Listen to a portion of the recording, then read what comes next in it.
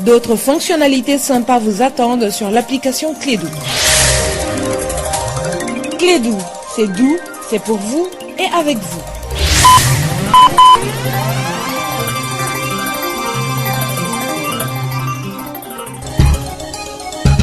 Le sport, les infos, la musique, l'actualité, le tout amusé et servi à chaud pour vous sur Radio Clédou.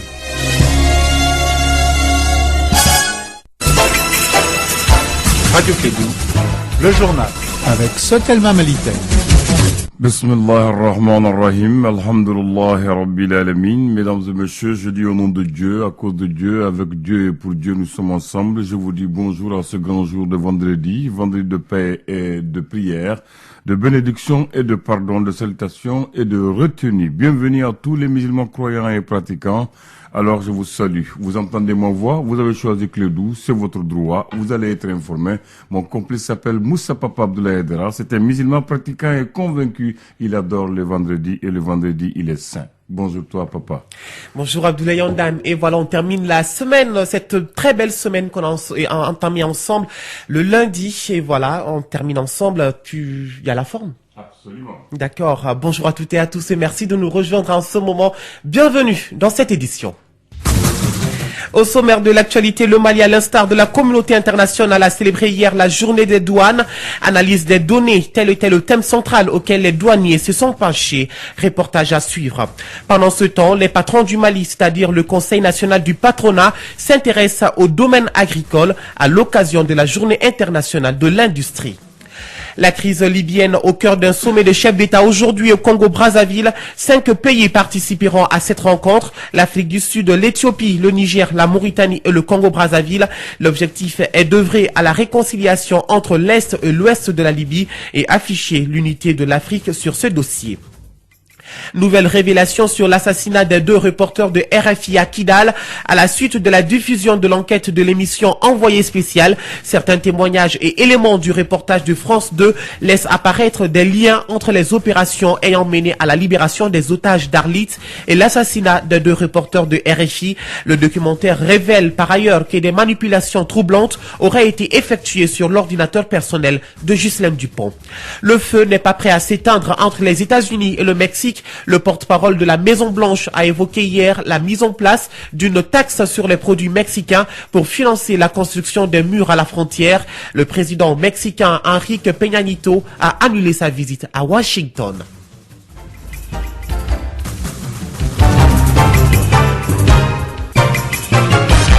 Merci de nous recevoir chez vous. Bienvenue dans cette édition.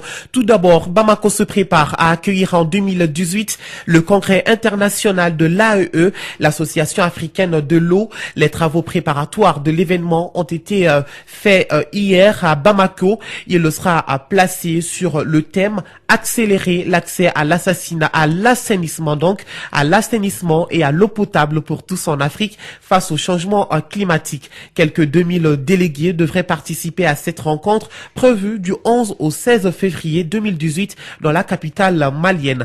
Écoutons le président directeur général de la SOMAGEP SA, Boubacar Kane. Vous savez, l'AEE, c'est l'Association africaine de l'eau. C'est une association qui regroupe tous les pays africains, que ce soit des pays francophones, les pays anglophones et même des pays lusophones.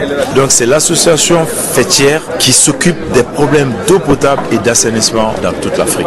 L'association regroupe également d'autres institutions internationales. Donc c'est un grand honneur qui a été fait au Mali pour que le Mali puisse abriter le 19e congrès de l'Association africaine de l'eau en février 2018. C'était sur la base d'une compétition et le Mali a été choisi l'année dernière lors du congrès de Nairobi.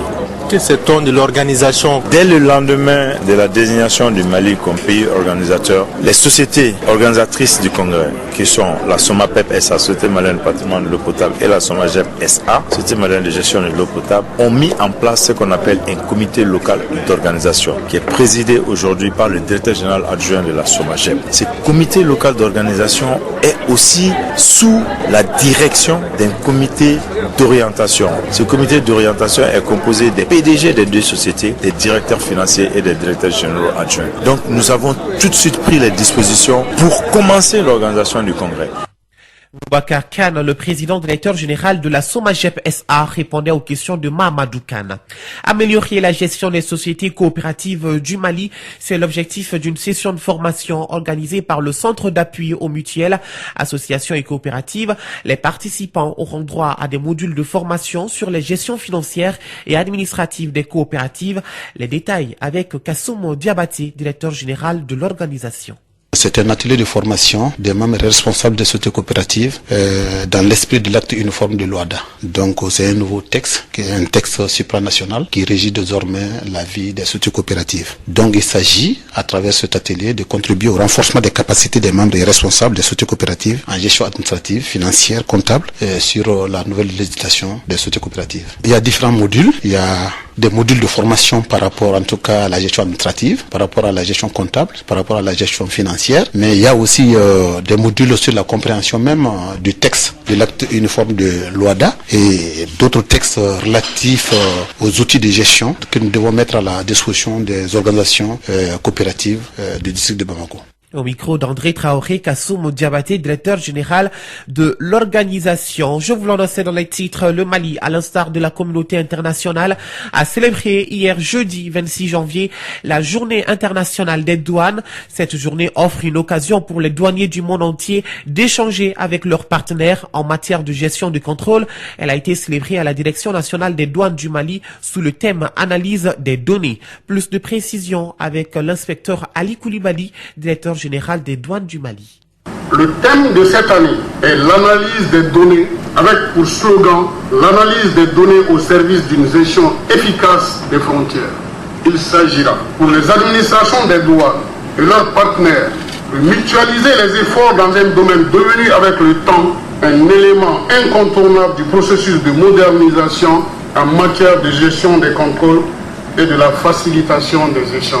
La douane dispose d'un volume important de données, à commencer par celles collectées dans le cadre des procédures de dédouanement. Il est donc fondamental que les administrations douanières tirent le meilleur parti de ces données afin de prendre les décisions avisées, en particulier au vu des défis complexes et les changements auxquels elles sont confrontées au quotidien. L'analyse des données peut engager la douane sur la voie de nouveaux succès, tant en matière de contrôle que de facilitation, en lui permettant notamment d'améliorer ses mécanismes de gestion des risques pour une meilleure détection des irrégularités, des envois illicites, des mouvements suspects de personnes et de flux financiers, et ainsi faciliter le commerce légitime. L'inspecteur Ali Koulibaly, directeur général des douanes du Mali, des propos recueillis par Oumou Dambélé. L'agro-industrie est le thème de la journée de l'industrie 2017, une journée organisée par le Conseil national du patronat du Mali. Pendant 2 jours, les patrons vont se pencher sur les opportunités dans le domaine agricole avec la modernisation et la valorisation de la terre afin de créer plus d'emplois et de revenus. Kassim Traoré. Quand les patrons s'intéressent à la terre, il s'agira dans ce cas de faire une meilleure mise en valeur pour tirer profit et créer de l'emploi. Mamadou Sensi Koulibaly, président du Conseil national du patronat du Mali, CNPM. Il s'agit donc d'agir d'une opportunité majeure d'investissement pour les privés nationaux et étrangers. Nous sommes donc animés par l'ambition de modernisation des secteurs de la production et de la transformation industrielle agricole tournée vers des chaînes de valeur régionales pour fédérer entre elles des entreprises de taille et de nationalités différentes. L'objectif de ces journées est de promouvoir une agriculture de marché plus adaptée et plus compétitive pour faire face à la concurrence, ce en améliorant l'organisation de la production. Pendant les 2 jours, les débats s'articuleront autour de l'agrobusiness. Le but recherché est de transformer la filière commerciale et industrie à part entière. Le paysanat et l'industrie partageront ensemble une logique de croissance partagée. Les échanges autour des différents panels permettront durant ces 2 jours de mener une réflexion approfondie sur ce secteur. Le ministre du Développement industriel était de la cérémonie, Mohamed Ag Ibrahim. Le thème de l'agro-industrie, de par son caractère transversal, concerne aussi bien le secteur de l'agriculture que celui du développement industriel dont j'ai la charge. La présence des représentants du ministère de l'Agriculture et celui de mon département, du ministère du Développement industriel, traduit à suffisance la synergie d'action entre les pouvoirs publics concernés. Le dialogue public-privé demeure un préalable à la réalisation d'actions ciblées concourant à l'événement du secteur privé, vecteur de croissance. Croissance, il en a été question pendant les différents panels qui ont émaillé cette journée de l'industrie au niveau du Conseil national du patronat du Mali. Vivement l'édition 2018 de cette activité. Très belle journée au monde douanier et industriel. Vous écoutez cette édition en Gambie sur les www.info-mali.com.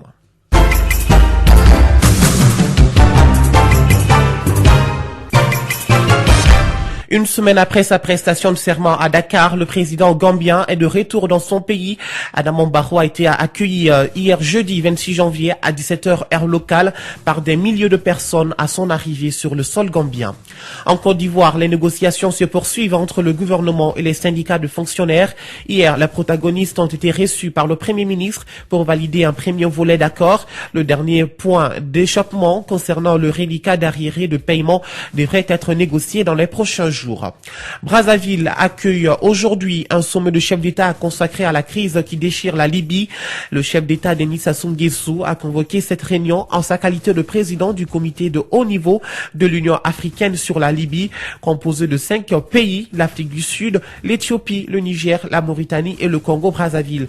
Parmi les décisions attendues, celle d'inclure l'ensemble des pays frontaliers de la Libye au sein du haut comité de l'Union africaine. Il pourrait donc passer de 5 à 11 membres. Ces dernières semaines, le ministre congolais des Affaires étrangères a d'ailleurs sillonné le continent pour convaincre ces pays de participer. Après près de 3 ans d'exil volontaire au Caire, Sadek Al-Mahdi est de retour à Khartoum. L'ancien premier ministre soudanais et chef du parti de l'opposition avait quitté le Soudan en 2014 après une courte période de prison. Il a refusé ensuite l'appel au dialogue national lancé par le président Omar El-Béchir. Son parti Oumma lui a préparé un grand accueil à l'aéroport et les attentes sont grandes vis-à-vis de ce retour. Je vous l'annonçais dans les titres, parmi les pistes qu'explore le reportage d'envoyé spécial diffusé hier soir sur France 2 et qui expliquerait la mort de nos 2 confrères, Ghislaine Dupont et Claude Verlon, en novembre 2013 à Kidal. L'enlèvement des 2 journalistes serait dû au fait que 2 neveux de Sida Ag Ita, un chef de Katiba proche d'Albert Krim Al-Targhi, qui a revendiqué l'assassinat, n'avaient pas été libérés dans le cadre de la négociation sur les otages d'Arlit, une hypothèse accréditée par le témoignage d'un chef militaire touareg recueilli par les enquêteurs d'envoyé spécial. Autre révélation extrêmement troublante de ce documentaire édifiant, on apprend que l'ordinateur personnel de Ghislaine Dupont reste à Paris, était espionné depuis plusieurs semaines et que le 2 novembre précisément, sa boîte mail avait été vidée et l'ensemble de ses mots de passe modifiés juste avant l'enlèvement. La direction de France Média Monde est plus que jamais attachée à ce que la justice établisse la vérité sur l'assassinat de Ghislaine Dupont et Claude Verlon afin que les coupables soient arrêtés, jugés et punis. Le président des États-Unis, Donald Trump, envisage, entre autres possibilités, la mise en place d'une taxe sur les droits sur les produits mexicains pour financer la construction d'un mur à la frontière. La déclaration a provoqué un pic de fièvre entre les 2 voisins. En pleine discorde sur ce projet de mur, promesse emblématique du magnat de l'immobilier durant sa campagne et sur la renégociation de l'accord de libre-échange nord-américain. Le président mexicain Enrique Peña Nieto a annulé sa visite à Washington, prévue le 31 janvier prochain.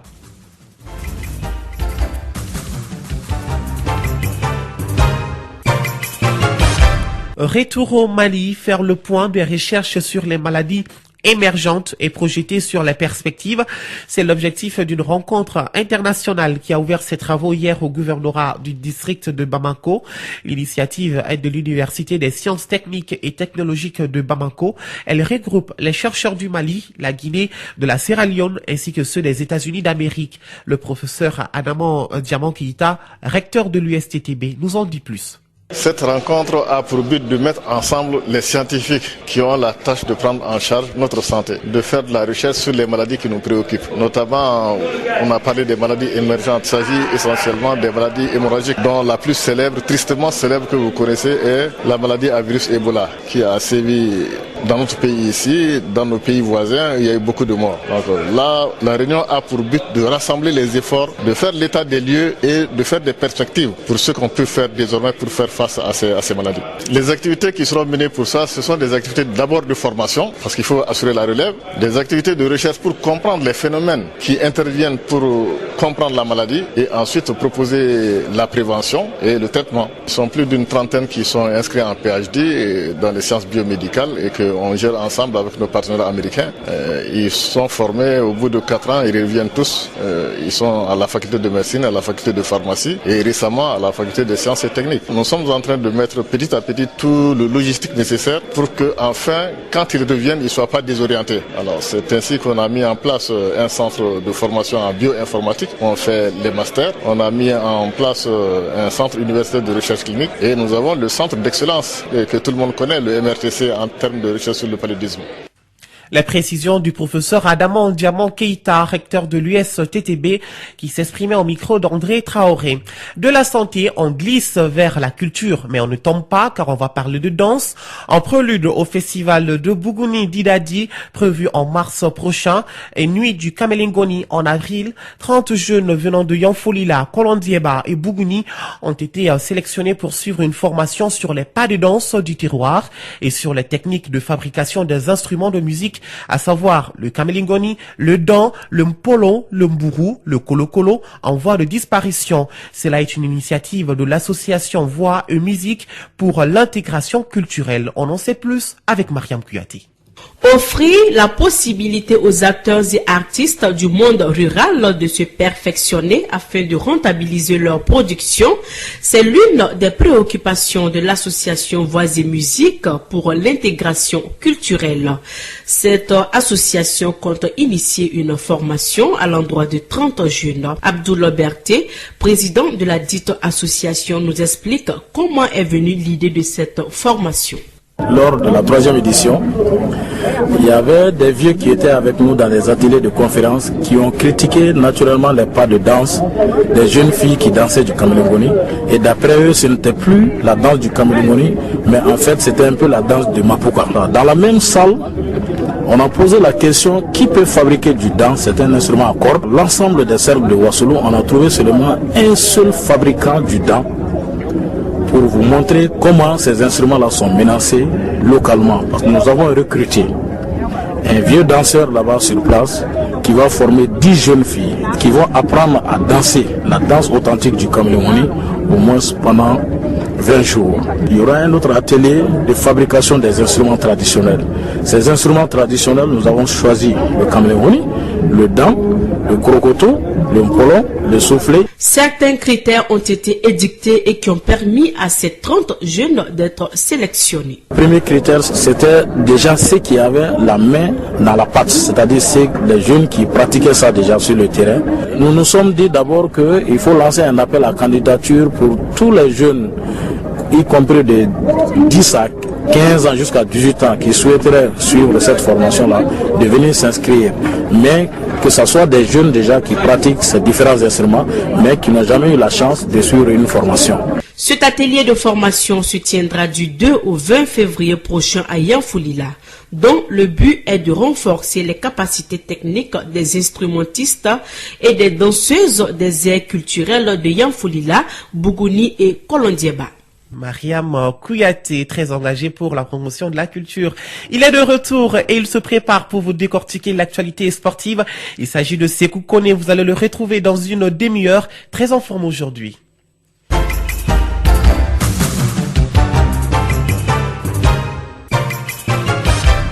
7h19, bientôt 7h20. C'est la fin de ce journal présenté par Moussa Abdoulaye Papa Idara. Tout le plaisir était pour moi. Abdoulaye Ondan a assuré la mise en onde. Grand merci à vous de nous avoir suivis. L'actualité reprendra ses droits à partir de 9h et la deuxième édition de Clédou Info est prévue pour 13h.